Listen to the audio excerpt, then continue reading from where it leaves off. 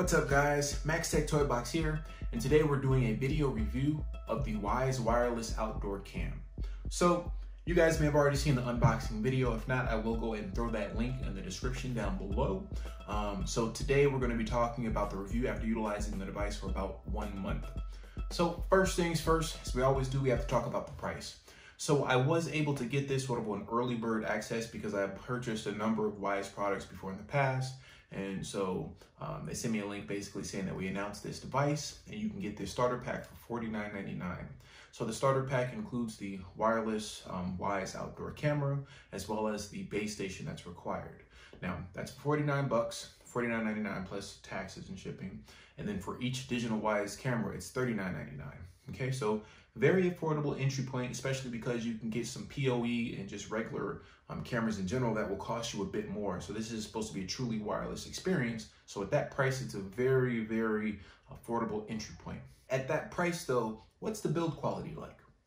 So the camera itself is built very sturdily, has a nice little heft to it actually. I think that a majority of that is because of the larger battery that is within it that we will speak about in a little bit.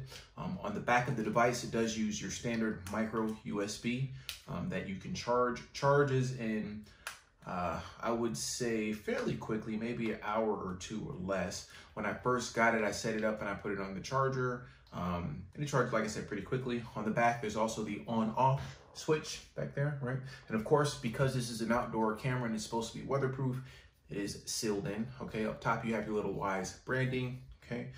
Pulling up on the bottom here, you do have a little LED light on the bottom and also on the front, okay? I'm sorry, on the back and on the front. And then on the bottom of the device is where your micro SD can actually go, which you guys can see there. And so on board, you can get about 32 gigabytes of storage, and then you can have an additional 32 gigabytes on the base station itself. Now, this does detach. It's a very strong magnet, but helps if you want to mount it in different ways. And then if you don't want to use this mount, it does have your sort of standard, I forget exactly what it's called, but you can screw it in to different areas. Camera's fairly large on the front there, okay? And that's pretty much it. And then of course you have the sync button on the bottom. But apart from that, fairly unobtrusive. Looks nice. It looks like you're pretty much any other Wyze camera. If you have purchased any of the other devices within the family, that's what it looks like. So you definitely wouldn't really mistake this for anything else. Now, also, since we're talking about the build quality here, I have to sort of talk about the build quality on the base station. So the base station, as we already did the unboxing, does have the Ethernet port in the back and also the standard power supply. And then you have on the side here, your sync button, okay? Also has a USB over here, so if you needed to do some sort of manual update, then you can do that by using this USB port. And on the side here, also where the sync button is, you have your onboard storage. And again, up to 32 gigabytes. Now this feels definitely a lot lighter, I'm not gonna lie, in comparison to the Wyze camera. And then you have these antennas here. They feel fairly flimsy. You wanna point them, I guess, in the direction where the camera is. It feels light. This doesn't feel super sturdy, but for what it's doing, I think it's fine. Now, apart from how easy the setup process was, I will go ahead and talk about some of the features that it does have built in.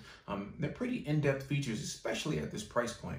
So there is a feature set called recording cooldown. So let's say if there's some sort of detection that is seen, somebody walks across the screen, it'll record a short clip, and then there can be like a 5-minute cooldown. So within 5 minutes, it will not record another clip or detect anything else because it thinks that that same sort of thing is going on right now. And then after 5 minutes, if that whatever is going on is still going on, or if something else walks by the camera, it will send another notification. I think this ranges, like I said, from 5 minutes to about 1 minute.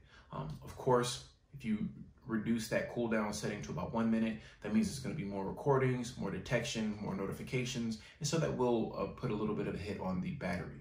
Anything else, if you guys have used any of the Wyze family of products, there's the schedules and automations tab, which is great if you want to have this set up so that it only cuts on at certain parts of the day, like when your security system goes off, or when you're leaving the house. If there's a set schedule that you have when you're leaving the house, if you want to do that, you can go ahead and set that up through the application. So very easy and intuitive. One knock against it, I wish that you could set things up in groups, so you could just have everything come on at a certain time instead of you having to go in and manually do it for each camera itself. Also, you can share the cameras with other members of the family. So if you do not want to be the only person that's receiving notifications for this device, then you can share it with your loved one so that they also can be getting these notifications. Another thing that was really underrated, I believe, is their travel mode. So what travel mode allows you to do is you can actually connect directly to this camera via Wi-Fi, okay?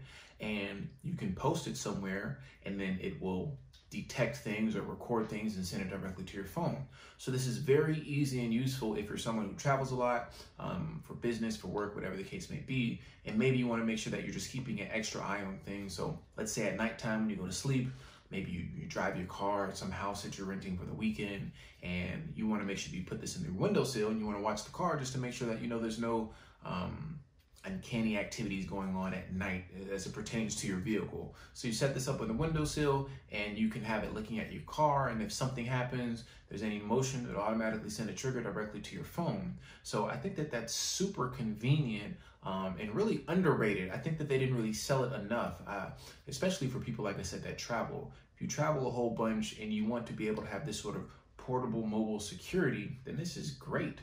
Like I said, it's not just for your car, but maybe you want to have a certain eye on your stuff in one room. I don't know, whatever you want to do. But if you need portable security and you don't have a camera on you, then you can use this. You also can set up a password so that nobody else can have access to that Wi-Fi outside of yourself, which is great. So really great feature, I thought. Another pro, as we stated earlier, you can set up and have up to 32 gigabytes of onboard storage on here, and then 32 gigabytes can be backed up onto the base station. So that's great, especially if you don't want to use their cloud service. I believe that you get up to 7 days of cloud service through Wyze.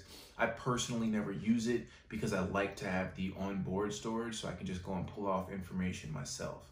But if you want to use that cloud service package, you can. Like I said, 7 days for free. And then they have some sort of monthly subscription package that you can look into as well. So, Future Mac here. I forgot to mention one of the pros with the Wyze wireless outdoor cam is the battery life.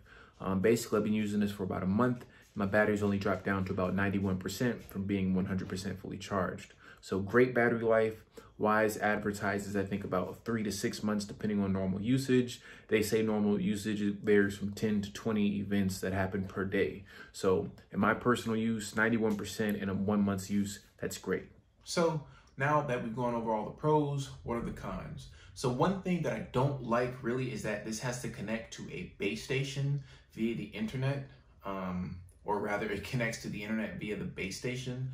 I don't really know why, but for whatever reason, obviously there's some sort of technical reason behind it, but you need to have this plugged into a Ethernet port, so it's not wireless, and then this transmits a signal to the camera itself, and then if the camera detects something, it sends that signal back to the base station. The base station uses the internet, obviously, to send that notification to your phone. I mean, it's not a deal breaker, but it is an additional thing that you need to have. If you're somebody who just wants things to be a little bit more smooth and you don't want all of these extra devices around your house, then unfortunately that sucks. And apart from that, the connection has been a little spotty too. When I originally set this up, I had this base station here in the man cave and the camera was in the backyard.